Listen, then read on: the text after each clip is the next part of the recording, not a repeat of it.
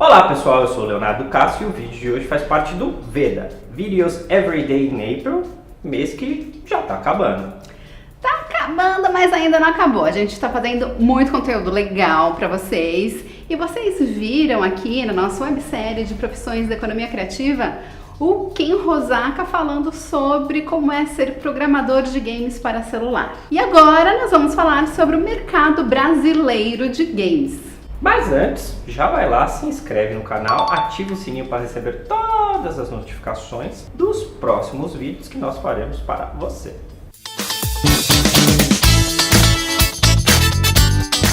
E se você curte games, você deve imaginar, mas saiba efetivamente que você não está sozinho. Segundo dados da Newzoo de 2017, são mais de 66 milhões de brasileiros, 66 milhões e 300 mil brasileiros que consomem games. Os dados que a gente vai apresentar aqui para vocês fazem parte do segundo censo da indústria brasileira de jogos digitais, publicado em novembro de 2018. Esse censo foi feito pelo Ministério da Cultura, antigo, né, atual Ministério da Cidadania, com a Unesco.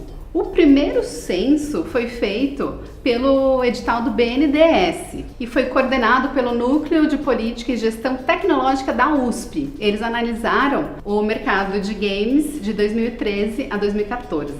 Esse segundo censo, gente, tem 375 páginas, né? O relatório tem 375 páginas, então é muita coisa. A gente vai deixar o link aqui embaixo, tá na nuvem para você baixar e ler tudo, e a gente vai dar aqui um panorama geral do que eles publicaram. Esse relatório então é dividido em 3 partes. O perfil da indústria brasileira de jogos digitais, que é a primeira, as políticas públicas voltadas ao mercado de jogos digitais, e a terceira parte, que é o mercado consumidor dos jogos digitais. Para se ter uma ideia, no período de 4 anos, entre 2014 e 2018, o mercado de empresas desenvolvedoras de games subiu 182%, passando de 133 para 375. Lembrando que lá em 2014, o censo só calculou as empresas desenvolvedoras. Esse novo censo, ele calculou também as desenvolvedoras, as organizações de apoio ao desenvolvimento e serviços de jogos digitais e profissionais autônomos. Então, por isso que teve, né, todo esse aumento. Dessas empresas aí, 26,4% dos profissionais que trabalham com elas, para elas, atuam na informalidade.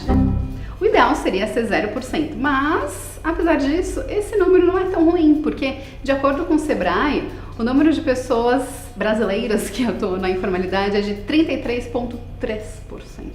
E a maioria dessas empresas, elas são pequenas, faturando até 81 mil ao ano, né, ficando ali no teto do MEI, que é a microempresa individual para o segmento.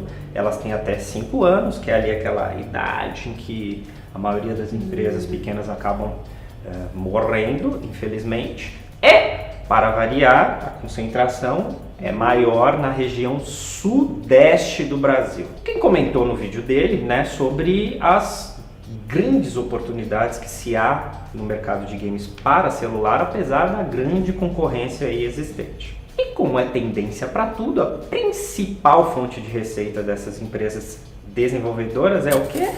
O celularzinho, é o dispositivo móvel, smartphone, mobile.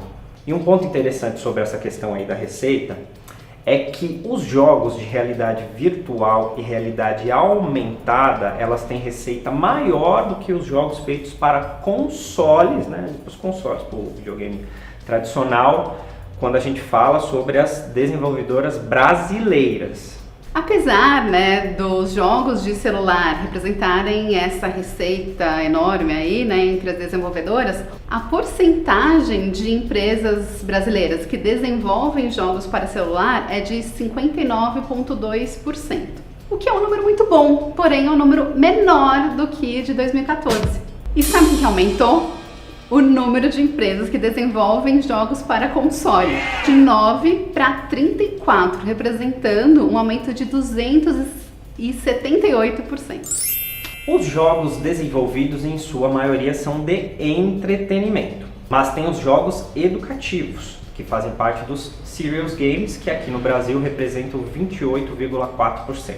E segundo o segundo censo, essas empresas empregam no Brasil 2.731 pessoas, sendo que a maior parte é de programador. Em segundo lugar vem arte e design, em terceiro administrativo e financeiro e lá no último marketing e vendas, né? Por incrível que pareça. E gente, para você ter uma ideia, na Alemanha as empresas de jogos digitais empregam 11.140 pessoas. Então a gente tem aí, né, muito que crescer. O Ken também comentou sobre o número de mulheres, né, que lá na Holanda tem aumentado, mas que no Brasil ainda temos que melhorar, e lá também. Pois é, gente, aqui no Brasil as mulheres representam 20% da força de trabalho aí no mercado de games. Aumentou, em 2014 era menos, aumentou 5%, só 5%. Então, né, vamos aumentar aí, gente. No vídeo sobre direitos autorais, que o Eros, né, falou aqui sobre, inclusive pontuando sobre as novas tecnologias, ele já fala como é importante este item, né, os direitos autorais. No game, na verdade, a gente tem mais uma questão de propriedade intelectual, né, tem direitos autorais, mas é a questão da propriedade intelectual, que a pessoa que cria, né, ela é detentora daquilo e basicamente ela vai ganhar renda o resto da vida. Viver de renda, gente. Vai viver de renda, vai ter um aluguel vitalício muito alto, dependendo do game, não é? E ainda ela cria dividendos para o país, cria riqueza, cria fama para o Brasil. O interessante é que dos jogos aqui desenvolvidos no Brasil, quase a maioria é de propriedade intelectual própria. Apenas 12% vem licenciado de outros lugares. E apenas 9,27%, menos de 10%, né, dos jogos feitos são licenciados para outros lugares. Gente, fiquei muito impactada. Fiquei muito impactada com essa informação. Em 2018, sabe quantas pessoas viram eSport? Que o Ken comentou desse fenômeno? 380 milhões de pessoas. Game é esporte. Game é esporte. Agora, qual que é a tendência para os próximos anos aqui no Brasil, né? Amamos tendências, então falaremos para vocês de acordo com o segundo censo. Segundo dados da Superdata, o Brasil movimentou em 2017 1,5 bilhão de dólares no mercado de games. E de acordo com a PricewaterhouseCoopers, PwC, o Brasil, a consultoria, a auditoria lá, o Brasil tem uma tendência a aumentar 16% até 2021 o mercado de games, o que é maior do que a tendência dos outros países, que é de aumentar 7%.